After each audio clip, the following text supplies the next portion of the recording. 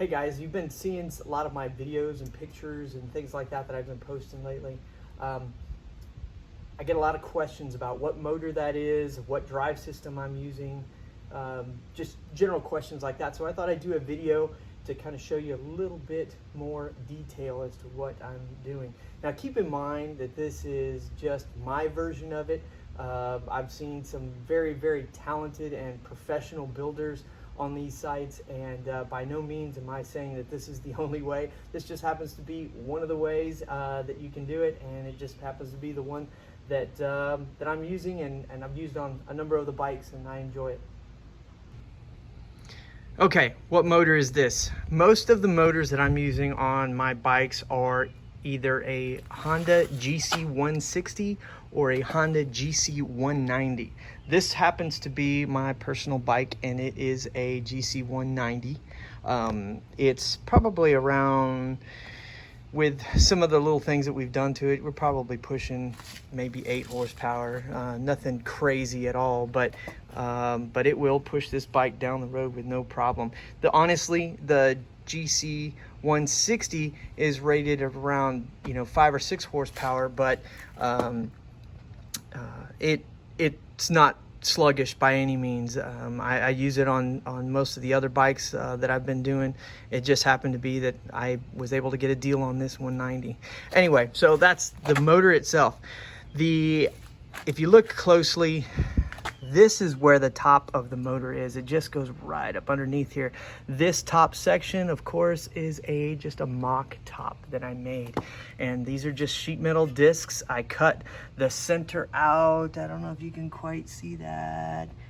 Maybe there you go, where it allows that cover from the original motor to actually sit inside this. And then, of course, these are just aluminum bar stock that I just cut down and then clamp down with this top little bolt system here. And then this, I think, is actually just a rubber cover from some tie rods and things like that. One of the things that I'll do a lot of times is kind of keep extra metal pieces from some of my other builds and things like that, and you just never know what you can use it for. Of course, this is a mock magneto. You can get a better shot of it from this side. Kind of makes it look more the part.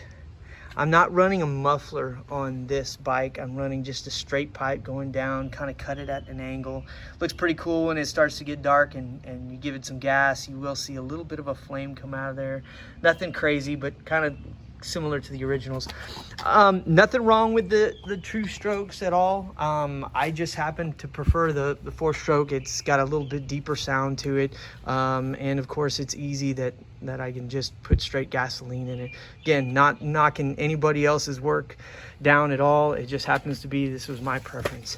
I used a base plate. This is a Harken frame, by the way, on this bike.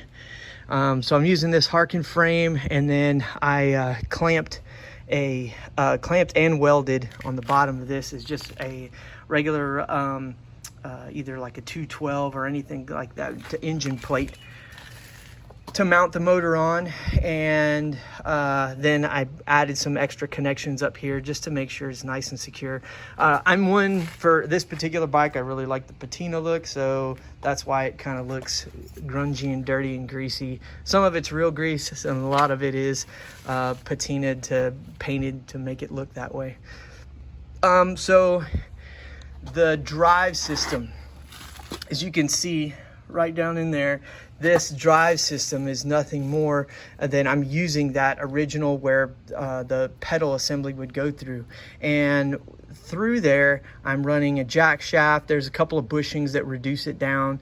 I'm running bearings inside there and some bushings so that I can run this 5/8 jack shaft. The only reason I'm running a 5/8 jack shaft is because that's what the moped pedals work on, and they work well on. There are 2 back-to-back freewheel assemblies like you'd use on a BMX bike or something like that, but I did take them apart. I greased them with a very high temperature grease, And so far I haven't had any of them fail me. And you know, my son and I both run them.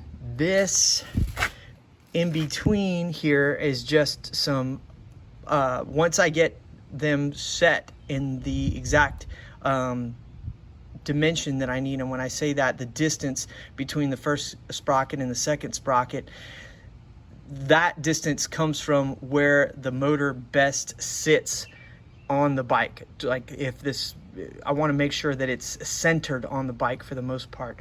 And so if it needs to come to one side or another, I can adjust this distance. So once that I get that distance all locked down when I'm building it, then I'll put this together. I know some of these are older welds and stuff like that, so there's some of them are kind of rough, but you kind of see the point where these will spin with one another. Now they have a key slot in there so that they will turn with the jack shaft, but only in the direction of the drive. That's the tricky part with this, running 3 chains. So the one on the other side, sorry about that, one on the other side, that one also has a 3/16 key on it, and that allows me to use the rear coaster drum brake, similar to some of the originals, but it also allows me to drive the entire system when I go, if I wanted to start it that way. I can pedal start this motor. And the reason I can pedal start this motor is because of this clutch right here. This is not a centrifugal force clutch. This is a 3D clutch. The 3D manual clutches, I like them. I have used them several times. They are probably more similar to a regular motorcycle clutch, but of course you only have the 1 speed. So of course that's locking it in the depressed position so that it can freewheel around. But when you let go of it, that motor's engaged, so you could start it that way, and once it starts up, then you would just squeeze that clutch. But that allows us to engage this one. If I was to use a centrifugal force clutch, all of this still stays the same. All the rest of this system stays the same, but this wouldn't allow me to, a centrifugal force clutch wouldn't allow me to start it via the pedals. Now, to be honest with you, most of the time I do not pedal start this bike. I like to start it the way the cool guys do on like Sons of Speed and stuff like that. I'm not gonna lie. I like to throw the rear tire, and so all I do is lock it into position, and you'll see when I spin that rear tire, it turns the motor. So as soon as it fires, then I'll come over here real quick and depress the clutch, and then it can idle. But that's the way this system is set up. I know some of the other guys use multiple jack shafts on here. They use other type of belt clutches and stuff, and those all work. They're just different ways of doing it. This just happens to be the way I set mine up, so that it all runs down that original shaft using 1 jack shaft, 3 chains, and trying to get it as close as possible. Let's see, what else do we have on this bike that people asked about? I know, okay, now here's another one. People have looked at this rear sprocket. This one is a 64, but I've used a 66 back here as well. And they all look at it going, wow, there's no way you're gonna get any speed out of that bike. And that's wrong. And the reason it's wrong is because you're thinking about it like the 2 strokes, or as it like a go-kart type system. And normally the drive sprocket would hook up directly to the motor, which in this case, of course, it does not. There is an intermediate, and that changes the ratio. So I'm going from a 10 tooth. In this case, on this bike, I'm using a 24 tooth on this one. I have on my other bikes, I've used a 20 tooth, whatever is your preference, but it changes the whole system. The 20 and the 24 tooth for this center sprocket system has worked the best for me, in that it allows me to easily take off, meaning there's not a real bad bog down kind of thing like you're starting off in 4th gear, but it allows me to have a pretty significant top end as well, without really pushing this bike at all, you will do, I mean, just over an idle, you'll be doing 35 miles an hour with no problem. Now you give it some gas. We had one of these radars in the neighborhood, and it clocked me at 52 miles an hour. We got out there real early one morning while nobody was out there. It clocked me at 52, and I still had plenty of room on the throttle. Now, as cool as it may sound, I don't drive it like that, honestly. I'm gonna drive it around the neighborhood, and I have a lot of fun with it, get a lot of looks, and around car shows and stuff like that. But the reality is, I'm at max. I normally would drive somewhere around 30 to 35.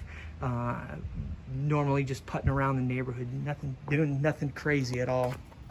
On this side, this is totally mock.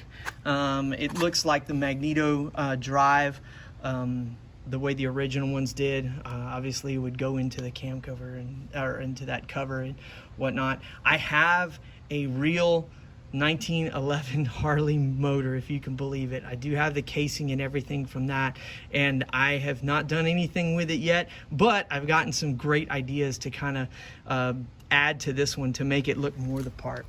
But anyway, that is what I have for today anyways.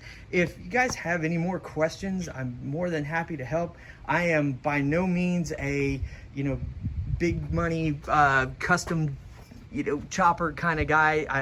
I build what I build. I build it here in my little home garage. I've always got something I'm building. And you can see there's always some toys. My 53 is down there on the end. But that's pretty much what I do most of the time. Anyway, hopefully this will help you and understand the way this bike works. If you have any questions, drop me a line and I'll be happy to help. Thanks a lot.